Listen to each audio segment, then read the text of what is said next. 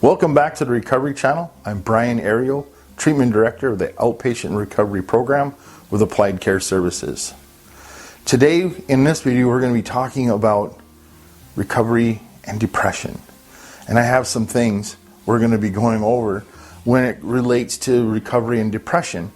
And why do most people, when they enter into recovery, go through this level of depression when they stop using substances? So when we experience depression in our recovery, there's many different factors. They're interconnected factors. There's a lot of stuff going on. It's not just as simple as, well, they're depressed. When we look at the things that are happening, there's neurochemical imbalances. When we use substances for a while, our neurochemicals, the chemicals that regulate mood and other things in our brain, tend to be off a little bit because they're expecting one thing and we're not giving it to them. If you remember our previous videos, talking about neurobiology, neurochemicals in the brain and addiction and then the addiction cycle and all those things. So prolonged substance use, it disrupts the brain's normal chemistry because we've been putting extra things in there. This leads to imbalances in neurotransmitters such as serotonin, dopamine, and norepinephrine. And those things, they're associated with mood imbalances or disorders. So right off the bat, we've stopped using, we're in treatment or whatever, we've just stopped using, and we find ourselves becoming very depressed very rapidly. Why? Neurochemical imbalance. Our mood is not right.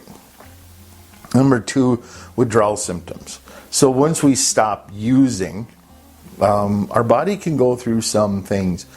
And we've discussed cravings, tolerance, and withdrawal symptoms in the past, but it's a physical withdrawal. So first, for example, people who are alcoholics, who drink a lot, tend to have shakes, tend to have feeling nauseous, sweaty. Those are kind of really the top couple withdrawal symptoms when we stop using.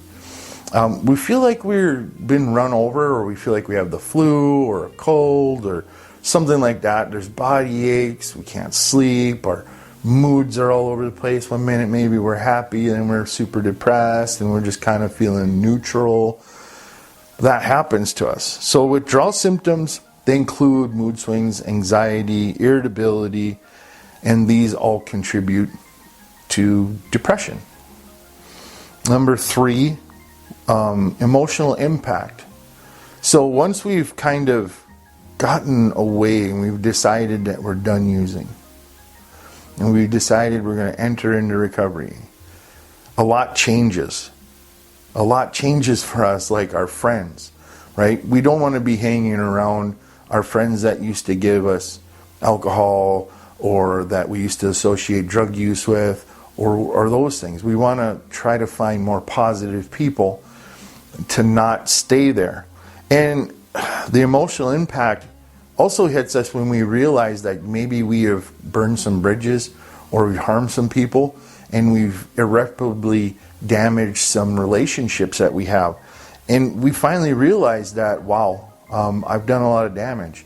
Could be even that we have legal issues too that we have to work through. And it just adds to it, along with financial stress, because maybe we've overextended ourselves and all those other things. That's the emotional impact. We're realizing the damage that our use has done, which contributes to depression.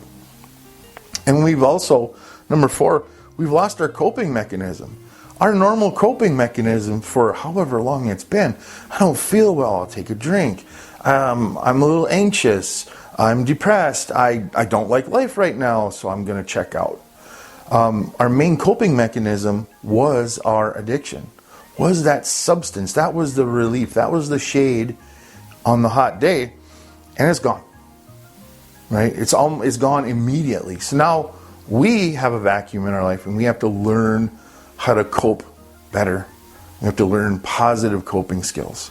And that can be hard because we may have stress on top of normal everyday stress. We have the stress of now we have to do things without getting altered or high.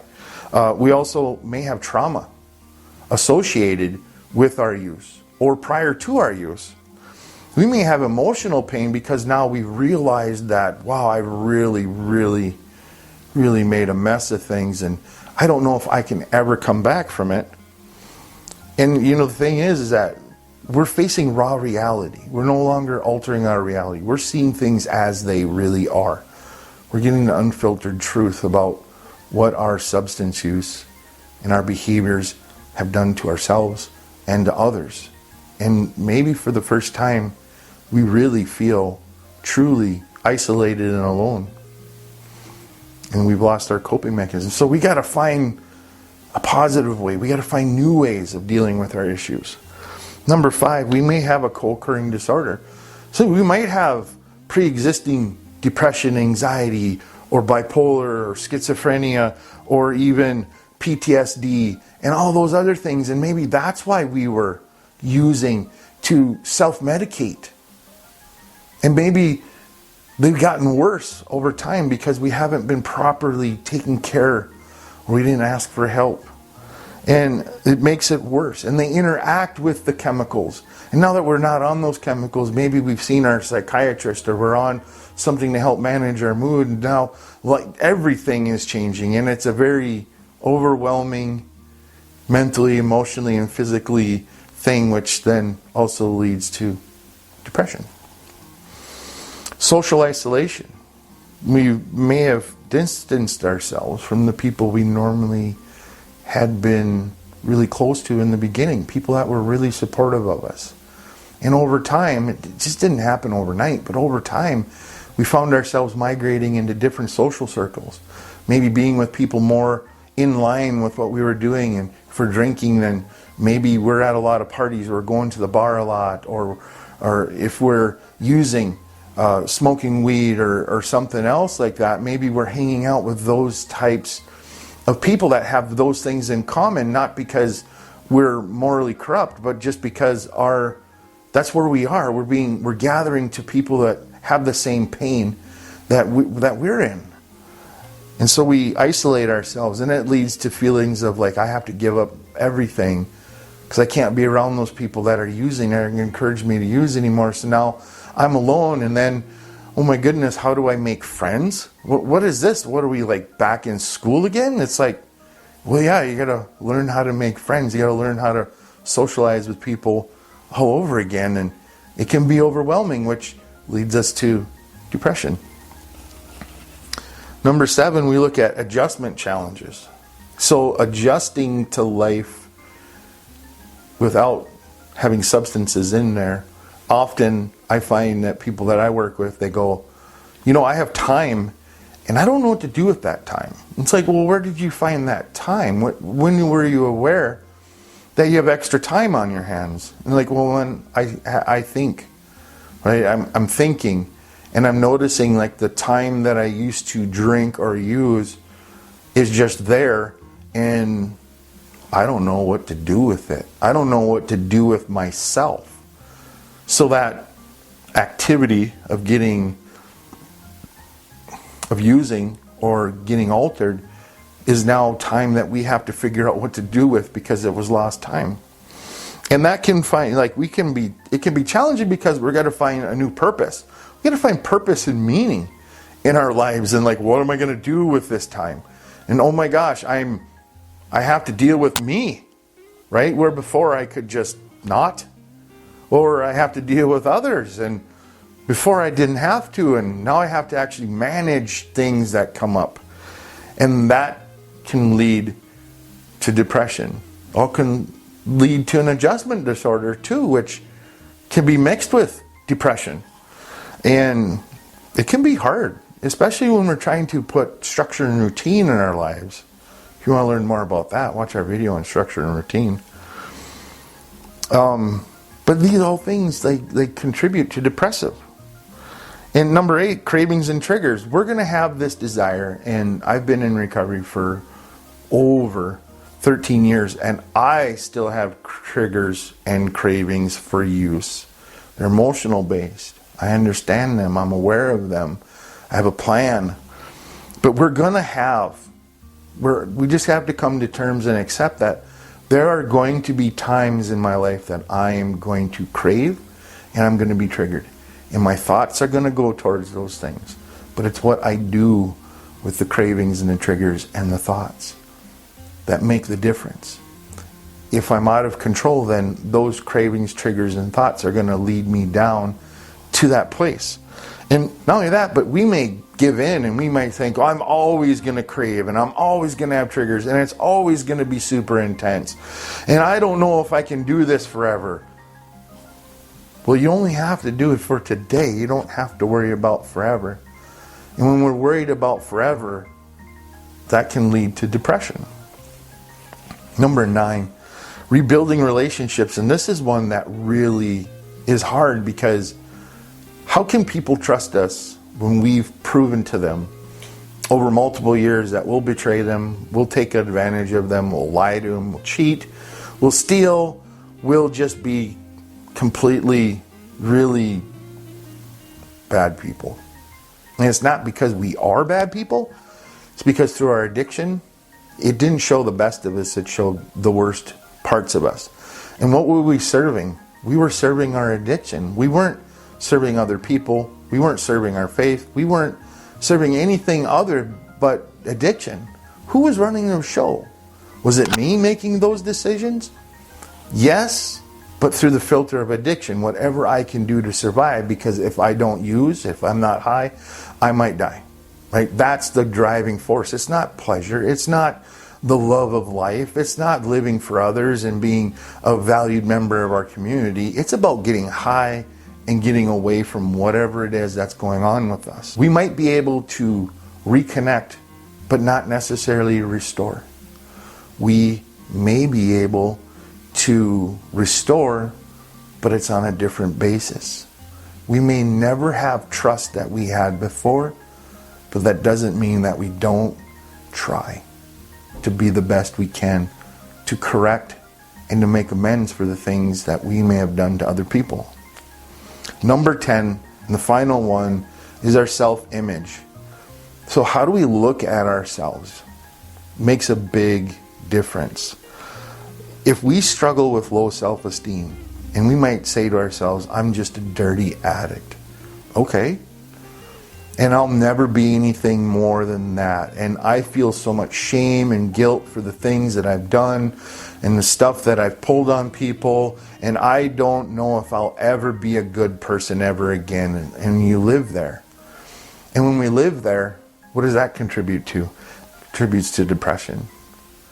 If we can find something that we want to be better at, like, hey, I want to be a better parent. I want to be a better husband. I want to be just a better person in general. And I don't want to hold things back from people. I want to participate. I want to join the community. I want to do things. And I feel like I can do that. But what's the barrier? It's how we think and feel about ourselves. Let's admit our mistakes. Let's say, yeah, I really messed up. I flamed out on this one. I made a horrible mess. But you know what? I'm taking accountability. I'm owning my mess. And every day I work to be better than I was yesterday. Every day. I may not do it the best, but I'm working to be a better person. So all those things that you feel are true, but they don't make you who you are. Those are things that we have to work through in order to be who we want to be. So who do you want to be? What's your self-image? Are you struggling with depression? Have these 10 things that we've gone over, do they make sense on how they can contribute to our depression, especially in early recovery? In each stage of our recovery, we can go through depression, we can have all these things. But once we first start this journey in recovery, it's not going to be easy. I think if you watched more than one of my videos, you know that this is not just something that you get over in 30 days or whatever. It took us a lifetime to get here. It may quite possibly take us another lifetime to get back out, but the journey back out, it's amazing to see the things that can happen and the things that can be restored, not only for me, but for you and for other people. And the message that you can bring to others in your recovery is great, because we all haven't struggled with the same things. Yes, we all may have been addicted, and yes, we all are on this journey, but each person enters and rides this path a different way because of the things that we go through. If you find that you're struggling with depression in your recovery, have you considered talking to someone, either therapy or therapy and medication? Have you considered finding alternative ways to deal with your depression and to enhance your recovery? Enhancing your recovery through dealing with our thoughts, our feelings, is the best way to ensure and to sustain our recovery for in the future. I hope these things that I've shared with you help you. And if you have any questions, please put it in the comments, and don't forget to like and subscribe. We do respond and read our comments, and I really appreciate some of the comments we've been getting.